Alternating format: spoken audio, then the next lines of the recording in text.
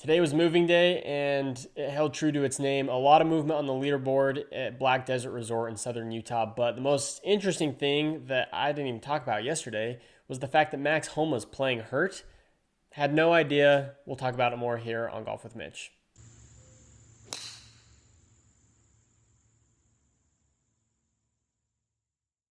All right, welcome to Golf with Mitch. We're talking about the pros playing in southern Utah right now at the Bank of Utah Championship, and there was a lot of action going on the leaderboard. The first two people that stuck out to me that I want to talk about were the leaders going into today's round. We got Michael Brennan and let me pull it up, David Ford.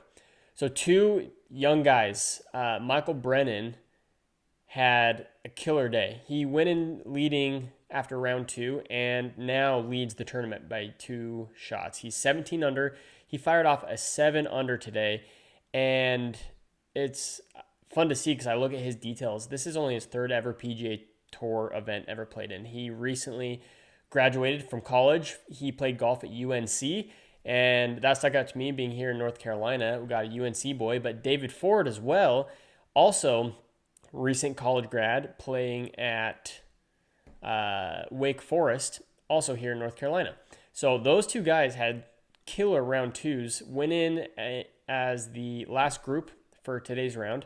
David didn't play as good today with shot a 2 under, so he's still hanging in there. He's tied for 8th for a total of 12 under for the tournament. But man, Michael Brennan is on a tear. Fired a 64 today, 17 under, 2-stroke lead going into the final round. So two guys to look out for. Obviously, being young, super fun to see some of these new names coming in, especially here in the fall season. This is what fall PGA Tour is all about, finding this young talent and giving them an opportunity to earn points and earn their way into some of these other events for the following season. So we'll see what Michael Brennan does.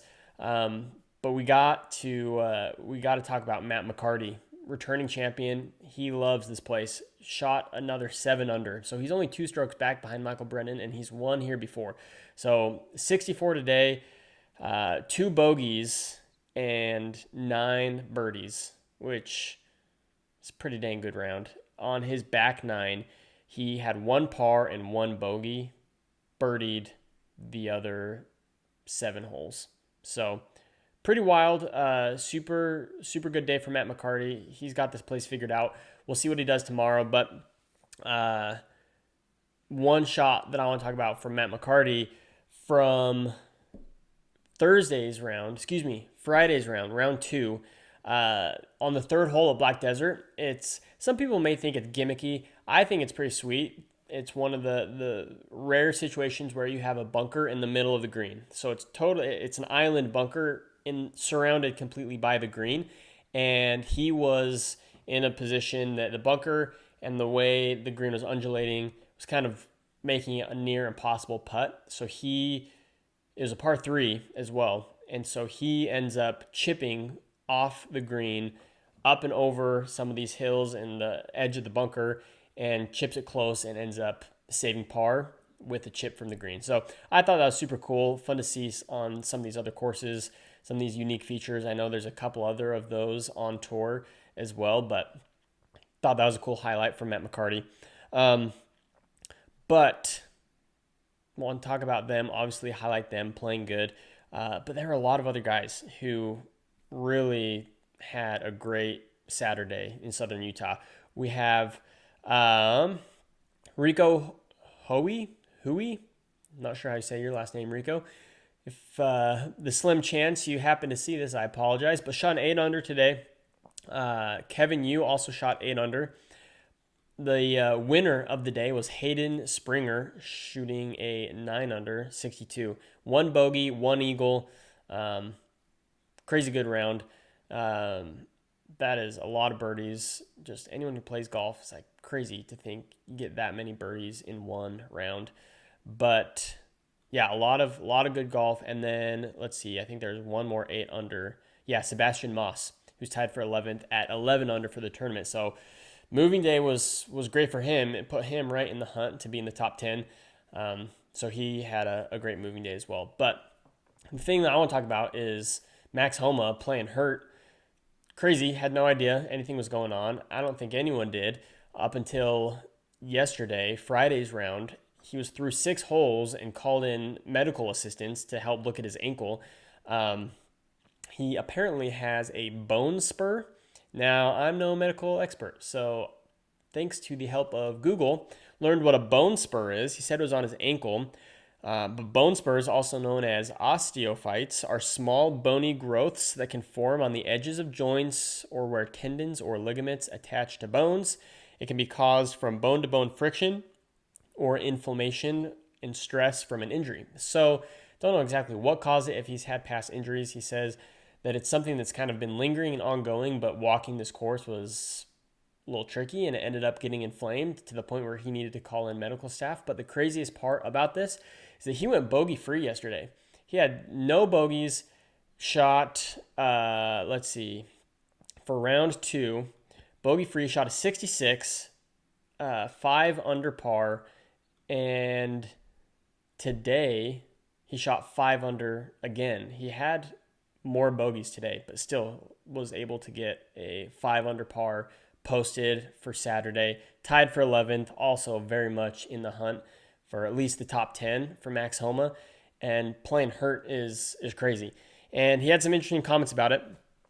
In his press conference after round 2, he said he's had it for a while. I've planned on getting it taken out when we have a little bit of time off. So it was just kind of ironic. It almost never gets inflamed, but I think this place is pretty hard to walk. And then talking about how it affects his game, I thought was also interesting, and I'll tell you why. But first off, his comments, he said, I just get in my way so much. It honestly helps to get hurt at times because I don't remember thinking about my golf swing. I thought that was one of the best swing tips you can have when talking about getting out of your own head with golf. It seems like we get in our way so much. I made this comment a few days ago on the pod about putting strokes and switching your grip or doing something to the point that feels uncomfortable so that you can get into more of a focused situation and a less comfortable situation where you're maybe making mistakes you don't even realize. But when I was in college, I fractured my wrist rollerblading because, yeah, I'm hardcore.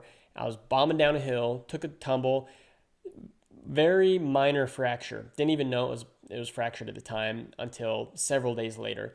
It was uncomfortable, but also because I'm a man and I'm tough and I didn't want to go to the doctor. I'm like, I'm fine. I can shake it off. I actually played golf a few days later with my dad and my uncle, and I beat my uncle and didn't play terrible, to be honest, with a slight fracture of my wrist. And I think it's probably a similar situation to Max, where I was just trying to swing easy. I wasn't thinking much. It was definitely painful, but I was playing just very conservative, and it ended up being way better. It's one of those things where it's like, man, just play conservative, boring golf, and that's usually what gets you the best score when you're playing golf anyway. So playing injured Max Homa, I totally get it. Not really. Very different stakes compared to playing on the PGA Tour than when you're just playing with your dad and your uncle. But with a little bit of a fractured wrist, I can understand playing injured. All jokes aside, walking on an ankle injury definitely has to be rough. So very impressed that he's been able to go 66 over the last 2 days. Really excited to see how he does on Sunday when you're watching this. Who knows? He could have a great turnaround and make it top 5 or even be in contention, depending on what some of these leaders do. I have a hard time believing that he can make it all the way back since the leader, Michael Brennan's at 17 under. And then Matt McCarty's 15 under. I think if it were me, I would say it's probably one of those two that is going to come down to, because they're both playing great. Honestly, a 2-stroke lead doesn't seem big enough for someone who has already won at that course before and is consistently posting good scores. So my money would be on Matt McCarty, but we'll see. We got UNC grad, North Carolina boy. Looks like he's actually from Virginia, Michael Brennan, but he played college golf in North Carolina. So we'll root him on. But yeah, interesting to see how Max does. Another one of the storylines that we've been following a little bit is Jason Day playing with new equipment. with some of those more unique irons that Bryson DeChambeau's using with the curved faces. He's kind of been subpar. He made the cut, but is lower on the leaderboard for those who made the cut. So he's playing the weekend still, is going to get paid, but probably not the last couple rounds that he wanted. But still interesting to see him put some of these new clubs in his bag. He's definitely a tinkerer, so he's making some of those changes. So we'll see how that goes. But other than that, we should have a good Sunday to look forward to as far as golf goes. A lot of people within a few strokes, but I think there's going to be some good golf. I wouldn't be surprised if the winning score beats what last year was at minus 23. I think Matt McCarty or Michael Brennan could go super low again tomorrow. So we'll see how it turns out. Thanks for tuning in. We'll chat more tomorrow.